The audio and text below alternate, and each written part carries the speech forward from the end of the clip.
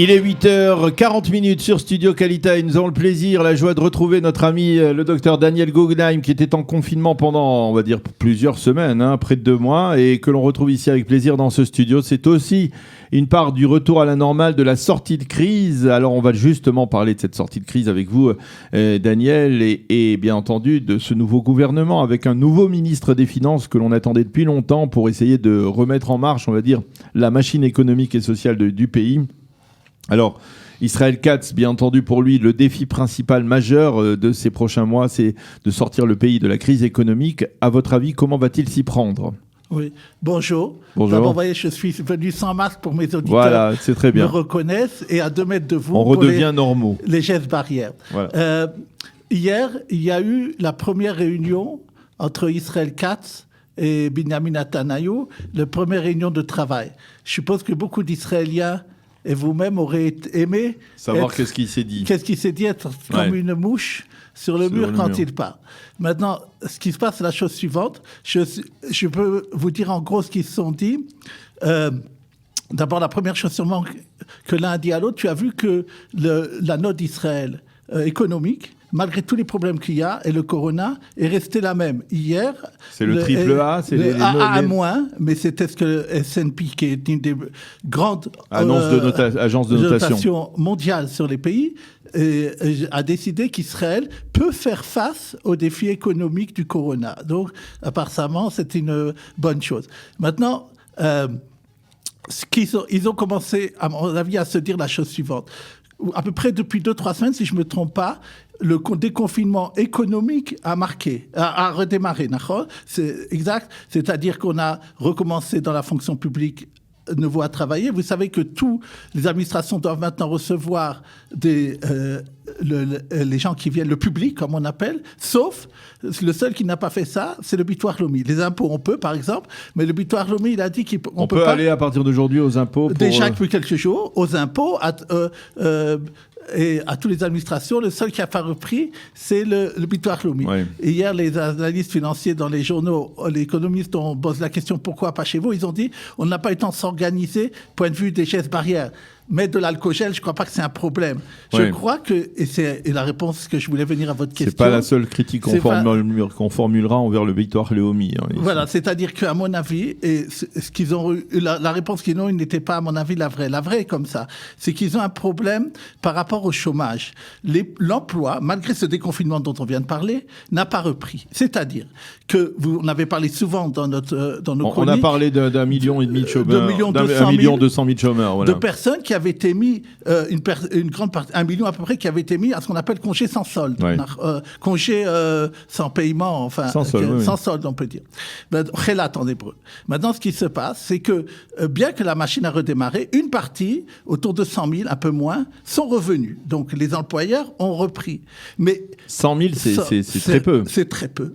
Et maintenant. Et deuxièmement, on ne parle que des salariés, là. Les 1,1 million chômeurs, ce sont des salariés, ce ne sont pas les indépendants, parce qu'en plus de cela, il y a bien entendu des centaines de milliers d'indépendants qui sont toujours, on va dire, dans une situation extrêmement difficile. Exact, on en parlera juste après. Ouais. Je continue juste sur les salariés.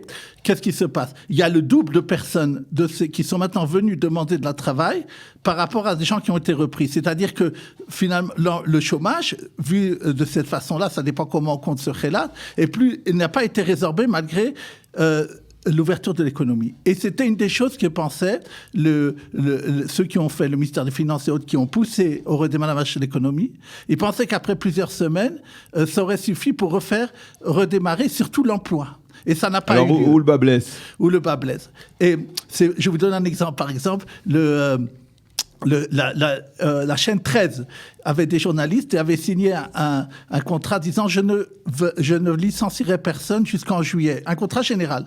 Et ce qu'elle fait, elle se sert du Khelat pour dire je les reprends pas. Ils vont maintenant aller en justice. Mais ce que je veux dire, c'est que il y a beaucoup comme il y a d'incertitudes et que, comme vous dites, les entreprises, on va en parler, n'ont pas encore reçu leur argent. Une grande partie, ils ne peuvent pas reprendre le personnel comme il fallait, puisqu'ils ont des charges qui n'ont pas été payées par le gouvernement, et ils ne savent pas non plus comment les gens vont consommer par rapport aux frais qu'ils ont eus et les dettes qui se sont faites. Et donc, à cause de ça, fait que les entreprises n'ont pas repris à plein terme ce qu'ils pouvaient. On sait que dans les canyoniers, dans les grands centres commerciaux, les magasins de vêtements et autres s'arrêtent beaucoup plus tôt dans la journée parce qu'ils ont repris très peu de personnel pour justement pouvoir d'abord alléger les coûts et voir qu'est-ce qui va se passer après. Okay. C'est ça la véritable raison. Le deuxième point que nous avons dit, et peut-être c'est ce qu'ils se sont dit hier dans la discussion, je suis cynique, mais disons, ils sont peut-être dit, on va essayer de promettre le maximum de choses et de donner le moins possible. Disons en gros, d'une certaine façon, peut-être c'est ça qui s'est dit hier. C'est-à-dire, nous avons parlé la semaine dernière ensemble de ce qu'on a appelé la PIMA Shlichit, c'est-à-dire le troisième développement, troisième phase pour les aides, c'était surtout pour les grands indépendants et les entreprises qui devaient redonner du travail. Maintenant, ce qui s'est passé, c'est qu'ils ont donné 2 critères qui ont fait que ces entreprises, beaucoup n'ont pas eu droit à ça. C'est d'abord de dire, une entreprise, quelqu'un qui a 20 millions, jusqu'à 20 millions de shekels de chiffre d'affaires par an, plus que ça, il n'aura rien. Maintenant, vous avez des entreprises, des gens qui ont plusieurs entreprises.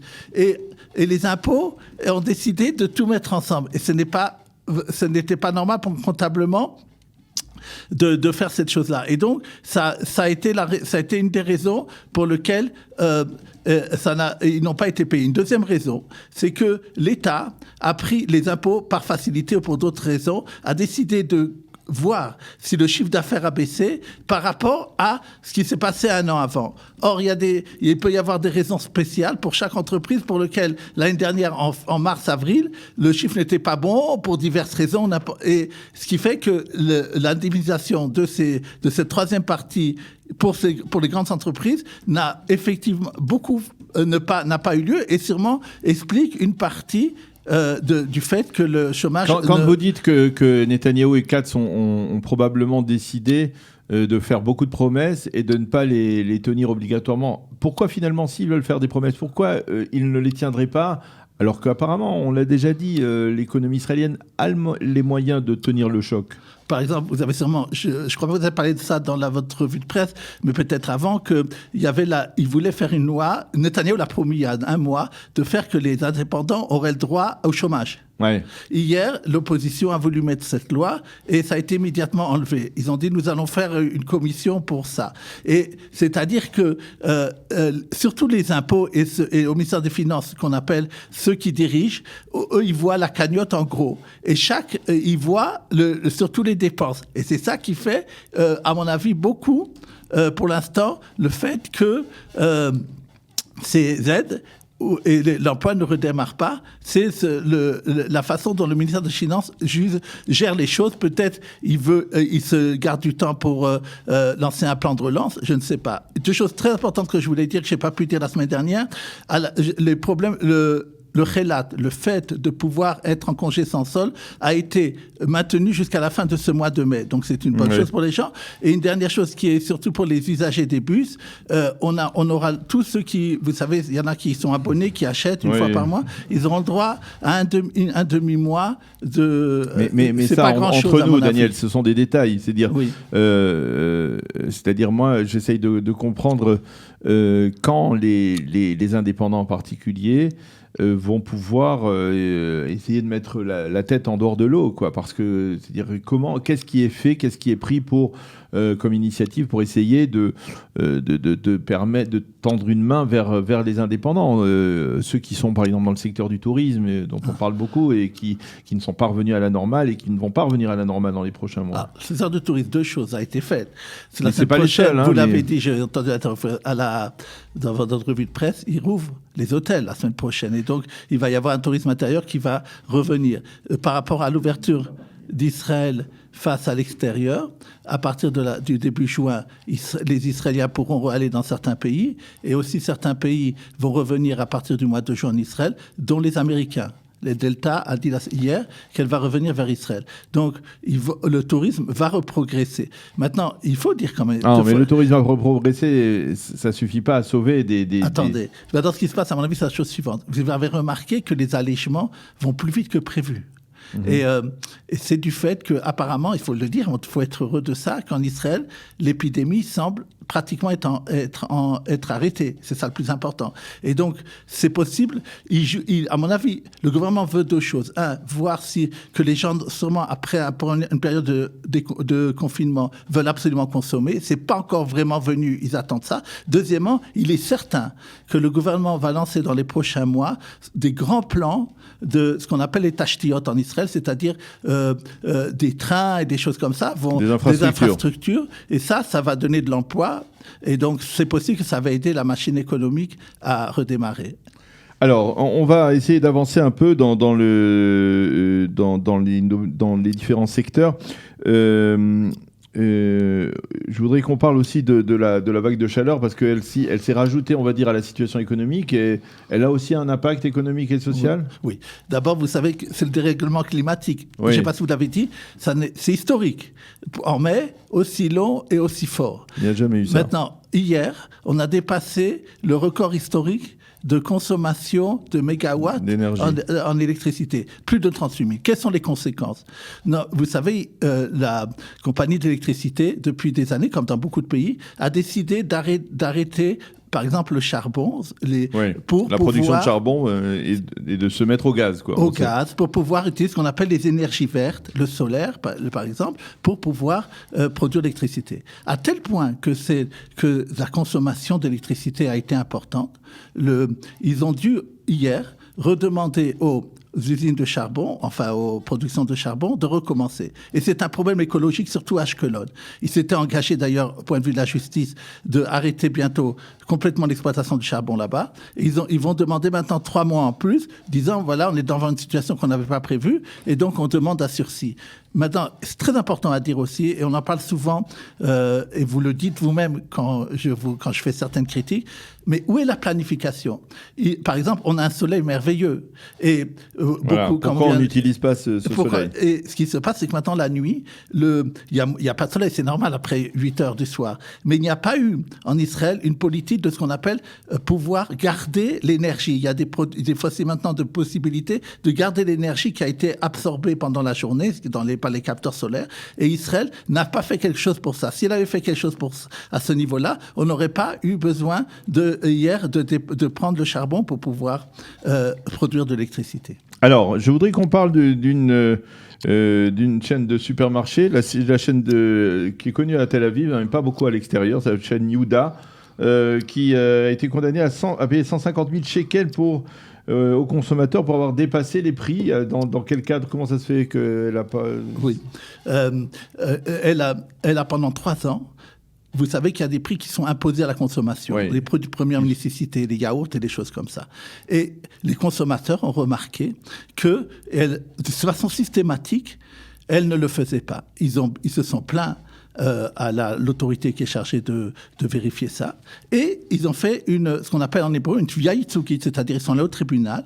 Ils ont dit, c'est pas seulement nous qui avons acheté, mais nous représentons tous ceux qui ont été spoliés par cette façon-là. Et alors, et c'est très important, toujours je pose ça à la consommation, c'est qu'il a été condamné à payer aux consommateurs 150 000 shekels de pitsouille, c'est-à-dire pour ce qu'elle a fait de compensation pour les dégâts qu'elle a fait.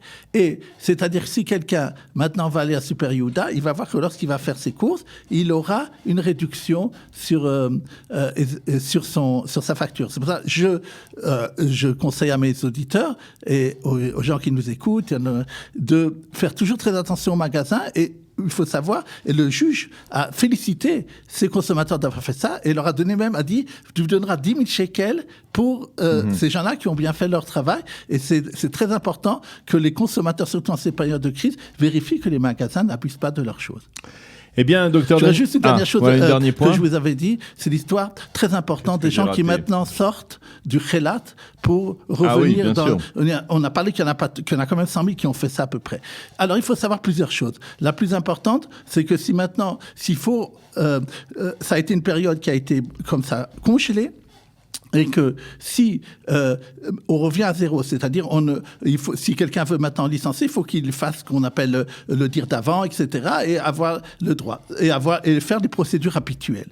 Maintenant, cette période-là, bien qu'elle n'ait pas compté normalement comme salaire, elle donnait droit à 2 semaines au cas où quelqu'un est vidé pour ce qu'on appelle les pitourim, vous savez, le VTEX, suivant la période où on est. Maintenant, très important de dire, il faut que les gens qui reviennent de ce congé sans solde à l'entreprise, le signal au bitoire Leumi, c'est-à-dire aux assurances sociales, et à Shirut Tasuka, au service de l'emploi, pour qu'ils puissent noter que ces gens-là, maintenant, ne sont plus dans cette situation. C'est à eux de le faire. Maintenant, ils vont avoir une mauvaise surprise des salariés. Sachez que pendant les 2 mois où vous avez été, ceux qui vous employaient, l'employeur, a payé pour vous pendant 2 mois le bitoire Leumi, c'est minimum 348 shekels. Okay. Et cette somme-là, il pourra vous le redemander sur votre salaire qui va venir à partir du moment où vous êtes revenu. Sachez que ça vous peut faire mal, que vous aurez... Et pour une personne qui, à la fin du mois, par exemple, l'employeur dit, voilà, je n'ai pas les moyens de reprendre mon entreprise, je vous licencie.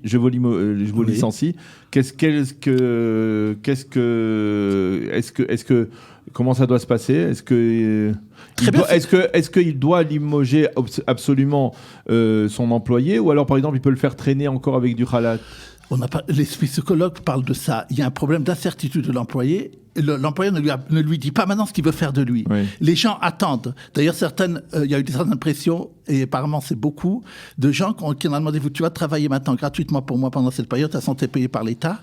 Et c'était une des choses que je critiquais beaucoup, parce que ça fait cette possibilité-là pour les salariés de devoir travailler gratuitement pour une entreprise en disant, si tu veux pas, alors je te reprendrai pas. Et il y a beaucoup qui font ça apparemment, qui leur disent pas. Ils ne disent ni ça, ni ça. Oui. Ils les font lanterner. Et ça, c'est un problème. Et c'est pas clair. C'est-à-dire c'est un problème juridique. Ils ne peuvent pas faire des choses pas ça. Mais ils ne le disent pas ni d'un côté ni dans l'autre. Parce qu'ils peuvent dire ce que vous venez de me dire. Ils peuvent dire, moi, je ne sais pas encore comment ça va remarcher. Je te dis pas oui, je te dis pas non. Et c'est un très, très grand problème par rapport aux salariés. Merci beaucoup, Dr Daniel Guggenheim.